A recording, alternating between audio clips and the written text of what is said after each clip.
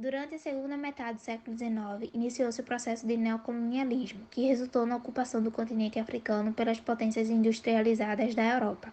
A ocupação da África veio acompanhada de movimentos de resistência, os quais surgiram em praticamente todas as partes desse continente.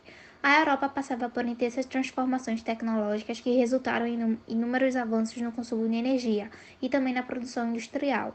Esses avanços contribuíram para o desenvolvimento do capitalismo e levaram as nações europeias a novas demandas por fonte de matérias-primas e novos mercados consumidores. Essa demanda fez com que as nações europeias gradativamente promovessem a ocupação do continente africano, com o intuito de explorá-lo economicamente. Essa ocupação visando a exploração da África foi justificada como uma visão civilizatória que tinha como objetivo levar, juntamente com o cristianismo, os benefícios da civilização aos povos atrasados.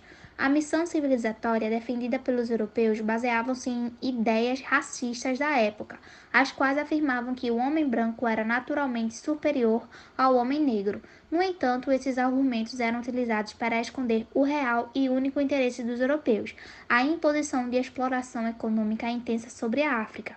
A ocupação do continente africano foi, por fim, organizada e estabelecida pelos países europeus a partir da Conferência de Berlim, realizada pelo primeiro-ministro alemão Otto von Bismarck. Alguns territórios passaram por conflitos para conquistar sua independência. Como exemplo disso, temos o conflito de argelinos contra os franceses, já que a França vinha se estabelecendo no território argelino desde 1830, à procura das terras férteis disponíveis naquele espaço, onde os colonos eram chamados de pés pretos por conta da qualidade das terras que conquistaram.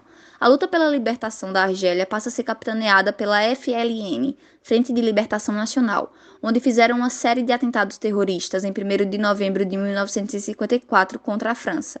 E a resposta francesa foi enviar cerca de 400 mil soldados para a Argélia. Em 1958, ao visitar a Argélia, de Gaulle percebeu que não havia muito o que fazer e concedeu a autodeterminação do povo argelino. E sem o apoio da população na França e sem conseguir uma vitória no campo de batalha, de Gaulle foi autorizado por um referendo popular a negociar a paz com o governo provisório republicano da. Nesse mesmo ano, é fundada provisoriamente a República da Argélia, mas os combates continuaram.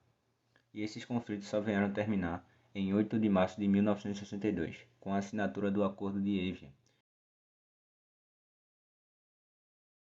Após a Segunda Guerra Mundial, observamos que as antigas potências europeias se viram obrigadas a promover o processo de descolonização de diferentes áreas dominadas no espaço africano e espanhol. Contudo, em algumas situações, governos europeus não aceitaram prontamente a perda dos territórios e ofereceram resistência contra os grupos armados que almejavam a constituição de nações independentes. Foi nesse período que ocorreu a Guerra Colonial Portuguesa, ou Guerra de Libertação, que foi um período de confrontos entre as forças armadas portuguesas e as forças organizadas pelo movimento de libertação das antigas colônias, Angola, Guiné e Moçambique, entre 1961 e 1974. Do lado português, os governos de Salazar e Marcelo Caetano não aceitavam o fim da prática colonial, alegando que os territórios africanos se enquadravam no conceito de nação formadas por diferentes povos e diferentes territórios, espalhados pelo mundo. Em contrapartida, os povos dominados pelo governo lusitano se inspiravam nos princípios de autodeterminação e independência para exigirem a formação de nações independentes. Contudo, a Guerra Colonial Portuguesa teve seu início e continuidade a partir da formação de várias frentes de luta. Entre elas, podemos destacar a UPA, a MPLA e a FNLA. Os anos de conflito se estenderam até 1974, ano que a Revolução dos Cravos, que pôs fim ao regime salazarista de Portugal, estabeleceu o retorno da democracia em terras lusitanas. A partir de então, em 1975, o Tratado de Alvor previa a criação de um governo transitório capaz de conduzir a definitiva descolonização. Mesmo com um acordo, uma longa e sangrenta guerra civil ainda iria marcar a história desses.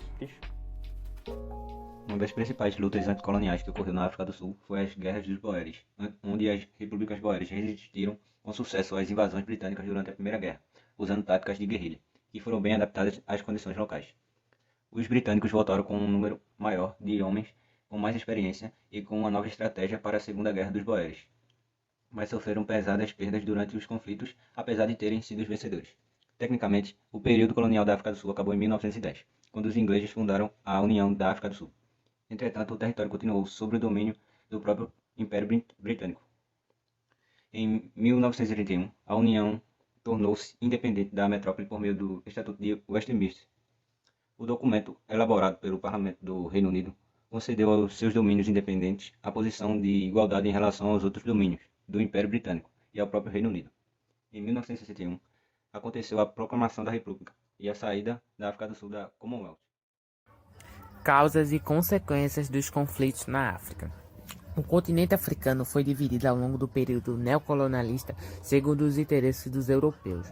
A colônia de exploração estabelecida na África ignorou totalmente as realidades, as rivalidades e as identidades dos povos africanos, agrupando-os em tribos culturalmente diferentes. A divisão do território ocorreu na Conferência de Berlim, na qual foi estipulado que os colonizadores europeus dividiriam o território de acordo com os seus próprios interesses. Durante a Primeira Guerra Mundial, 90% do território africano ficou sob o domínio europeu. O fracionamento do continente africano é uma das principais causas da fragilidade dos estados, que foram tomados por conflitos de diversas origens. Entre eles estavam os locais, os nacionais e os regionais. As principais consequências desses conflitos são diversidades étnicas e religiosas, enfraquecimento dos governos, empobrecimento da população, crises econômicas e milhares de pessoas mortas por causa da má assistência à população. Segundo pesquisas, nas últimas décadas, pelo menos 20 países da África enfrentam ao menos uma guerra civil. Foi também constatado que esses conflitos geralmente acontecem nos países que importaram o modelo de construção estatal de um colonizador e fracassaram.